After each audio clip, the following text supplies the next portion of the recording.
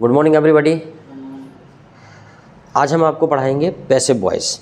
वैसे by the way आप अपनी कॉपी में मिलाएंगे, आपकी बुक में मिलाएंगे। By the way passive voice मैंने एक बार पढ़ा दिया है, लेकिन फिर भी हम एक बार प्रेजेंट सिंपल का पैसिव वॉइस देखते हैं कि आखिर प्रेजेंट सिंपल का पैसिव वॉइस कैसे बनाया जाता है।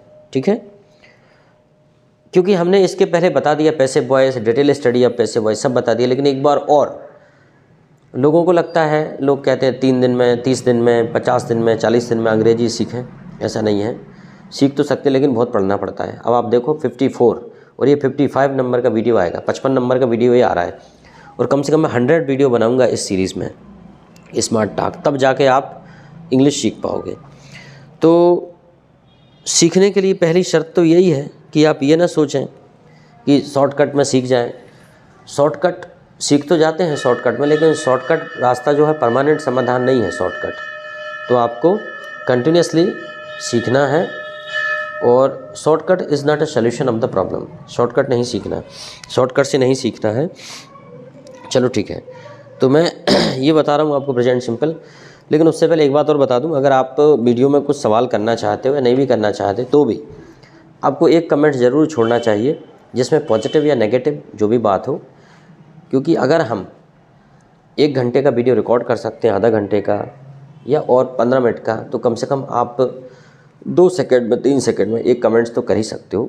कमेंट्स बहुत ज़रूरी, इससे मुझे ये पता चलता है कि आपकी क्या राय है पढ़ाई को लेके।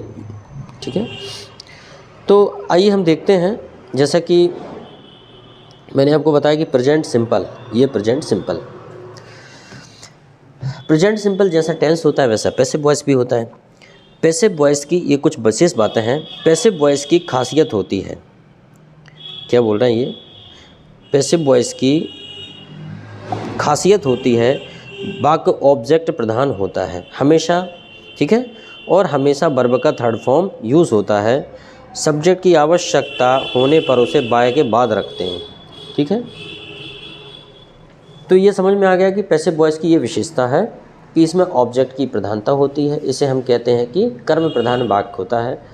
एक्टिव में आदमी की बात होती है, पैसिव में काम की बात होती है। मैं कई बार बता चुका आपको।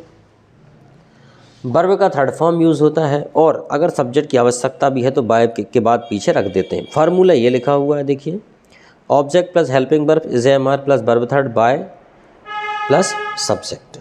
ठीक है, फार्मूला यहाँ लिखा हुआ है ये, लेकिन यह फार्मूला सिंपल के लिए है, पास्ट के लिए यहाँ पे बाज बार आ जाता है, फ्यूचर के लिए यहाँ पे बिल भी आ जाता है। इस प्रकार से समझ में आया, तो ये हम बनाते हैं। वैसे एक्टिव वॉइस तो पहले आप खुद पढ़ चुके हैं, परंतु पैसिव वॉइस आसानी से समझने के लिए एक्टिव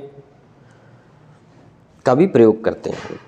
ठीक है, वैसे पैसिव वॉइस तो आप पहले से समझ चुके हो, लेकिन अब समझने के लिए हम एक्टिव टू पैसिव तुलनात्मक अध्ययन करेंगे तो हमें समझ में आएगा। अच्छा, परीक्षा में जो आने का जो तरीका है वह भी यही है, परीक्षा में पूछते भी वो इसी पैटर्न में है, तो इसलिए हमें उसी प्रकार से करना चाहिए। उदाहरण के तौर पे, तुम मुझे बुलाते हो, यू कॉल मी, जब इसका पैसिव करेंगे तो क्या हो जाएगा, आई am called by you, I am called by you. जैसे मैंने कहा यू डोंट कॉल मी, तो इसका पैसिव होगा I am not called by you. तीसरा है do you call me, passive हो जाएगा am I called by you, don't you call me, ain't I called by you, why do you call me, why am I called by you, why don't you call me, why ain't I call by you. समझ में आया? तो इस प्रकार से हम आसानी से पैसिव वॉइस समझ सकते हैं। एक बार और देख लेते हैं दूसरा तरीका। दूसरा तरीका ये है कि पहले हम इसी को देखते हैं। You call me active, you don't call me, do you call me, don't you call me, why do you call me, why don't you call me. अब इसको पैसिव में करते हैं। I am called by you, I am not called by you, am I called by you, ain't I called by you, why am I called by you, why ain't I called by you. इस प्रकार से अगर तुलनात्मक study करेंगे, क्योंकि परीक्षा में भी ऐसे ही आता है, एक्टिव से पैसिव, पैसिव से एक्टिव, एक्टिव से पैसिव, पैसिव से एक्टिव बनाने के लिए मुझे लगता है ये बड़ा सरल तरीका समझने का। इससे और ज़्यादा सरल तरीका हो नहीं सकता, और अगर होगा तो मुझे बताइए, मोस्ट वेलकम। चलो, फिर हम क्या करते हैं, ये पढ़ने की हमारी स्ट्रेटजी है कि जब हमने समझ लिया तो फिर अब हम करके देखें कि हमें समझ में आया या नहीं आया। तो देखते हैं, जैसे उसे दंडित किया जाता है, उसे दंडित किया जाता है, तो क्या हो जाएगा इसका, ही इज़ पनिश्ड। ठीक, ही इज़ पनिश्ड, थोड़ा सा ठीक नहीं लिखा रहा।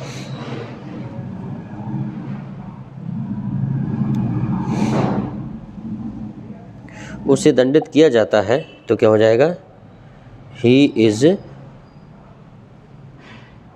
पनिश्ड, उसे दंडित किया जाता है। भगवान घर घर पूजे जाते हैं तो क्या हो जाएगा, God is worshipped, God is worshipped at every home.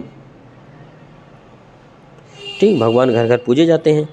यहाँ क्या होता है इसका, यहाँ क्या होता है तो क्या हो जाएगा, व्हाट इज डन या व्हाट इज हैपन्ड हियर। फिर से करते हैं, थोड़ा सा क्या लिखने में, यहाँ क्या होता है,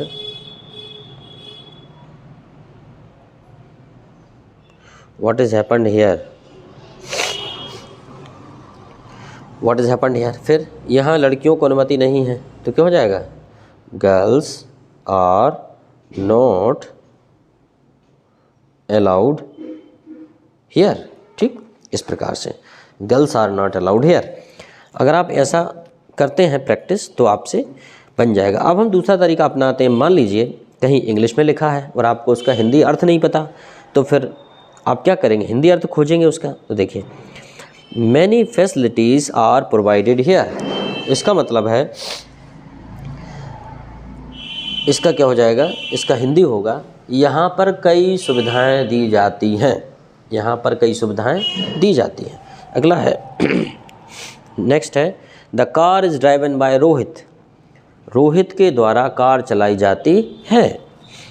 तीसरा है, your mobile is charge here, आपका मोबाइल यहाँ चार्ज होगा, या आपका मोबाइल यहाँ चार्ज होता है, या आपका मोबाइल यहाँ चार्ज कीजिए। ठीक है। Where is old computer repaired, पुराने कंप्यूटर कहाँ सुधरते हैं, पुराने कंप्यूटर कहाँ ठीक होते हैं, कहाँ रिपेयर होते हैं। तो मुझे लगता है कोई दिक्कत नहीं है। अब हम अगले पे आ जाते हैं। अब मान लो हमें कुछ इंग्लिश में लिखा हुआ मैटर मिल गया जो पैसिव वॉइस का है, हमें उसे भी समझना है। और उसके साथ साथ ये उन बच्चों के लिए भी ज़रूरी है जिन्हें अंग्रेज़ी पढ़ना नहीं आता।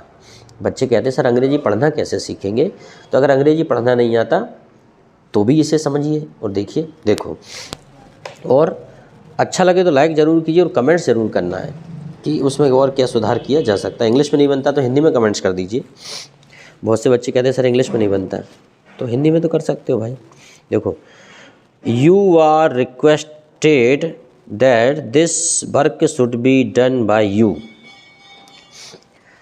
आपसे निवेदन किया जाता है, you are requested that this work should be done by you, यह काम आपके द्वारा किया जाना चाहिए। In schedule time, in schedule time, schedule time का मतलब हो जाएगा निश्चित और निर्धारित समय में। शेड्यूल मतलब होता है एक प्रकार से निर्धारित समय है, शेड्यूल टाइम। जैसे ट्रेन का शेड्यूल होता है, समय सारणी में होता है कि कितने बजे क्या करना है, तो एक सारणी के हिसाब से शेड्यूल है, उस हिसाब से आपको करना है। क्योंकि इट इज़ सेड दैट, ऐसा कहा जाता है, doing today is better than tomorrow, इसका मतलब है काल करे सो आज कर, मतलब कल से करना आज ठीक है, आज करना कल से ठीक है। And doing now is better than today, और अभी करना, अभी करना आज करने से बेहतर है। तो इसे हम ये कहते हैं, काल करे सो आज कर, आज करे सो अब, और पल में परलय होएगी बहुरी करेगा कब। एक कहावत सुनी होगी आपने कि जो काम कल करने का है उसे आज करिए, और जो काम आज करने का है उसे अभी कर लीजिए।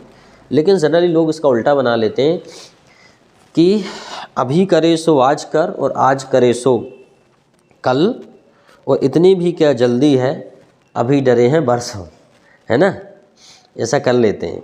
आज करे सो काल कर, काल करे सो परसों, इतनी भी क्या जल्दी है, अभी डरे हैं बरसों। ऐसा करते हो तुम? ऐसा नहीं करना, क्या? तो काल करे सो आज कर, आज करे सो अब, पल में परलय होएगी बहुरी करेगा कब। There is a time for everything, हर चीज़ का वक्त होता है, हर चीज़ का वक्त होता है कि नहीं, ये पढ़ाई का वक्त है। But the world of work is done by common man, परंतु दुनिया भर का काम एक आम आदमी के द्वारा किया जाता है। इन रियल मीन, सही मायनों में, either rich man live happily और पुअर, सही मायनों में या तो गरीब आदमी खुश रहता है या फिर अमीर आदमी खुश रहता है।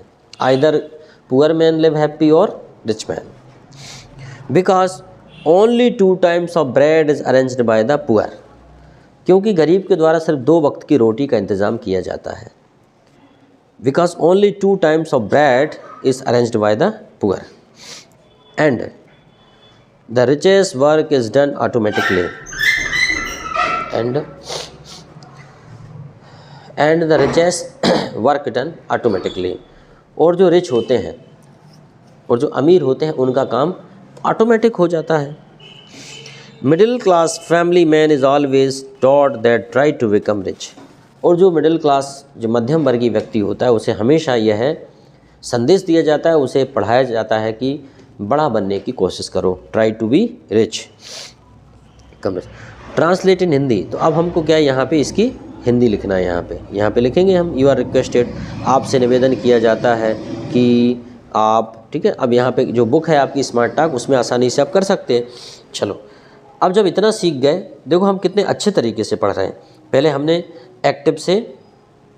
एक्टिव देखा, फिर हमने एक्टिव से पैसिव बनाए, पहले हमने एक साथ पढ़ा था, फिर उसके बाद हमने क्या किया, हमने हिंदी से इंग्लिश करने की कोशिश की, फिर हमने इंग्लिश से हिंदी करने की कोशिश की, फिर हमने क्या किया, इंग्लिश का मैटर लिखा हुआ है इसे हिंदी में ट्रांसलेट किया, फिर हमने क्या कर रहे हैं, अब हम यहाँ पे कुछ और एक्सरसाइज कर रहे हैं जो आपको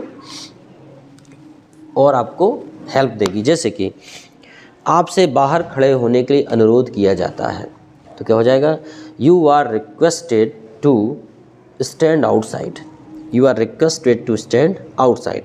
दूसरा है, हम उस देश में रहते हैं जहाँ मेहमान को भगवान माना जाता है। Okay, good morning. We live in such a country where the guest is considered as god, we live in such a country where the guest is considered as the god. तुमको यहाँ पर पढ़ने के लिए बुलाया जाता है, you are called here for study. कल नहीं आया सर? अच्छा, समझ गए। You are called here for study, आपको you are called here for study, आपको यहाँ पढ़ने के लिए बुलाया जाता है। आपको दिवालिया घोषित किया जाता है, you are declared bankrupt, bankrupt मतलब होता है दिवालिया।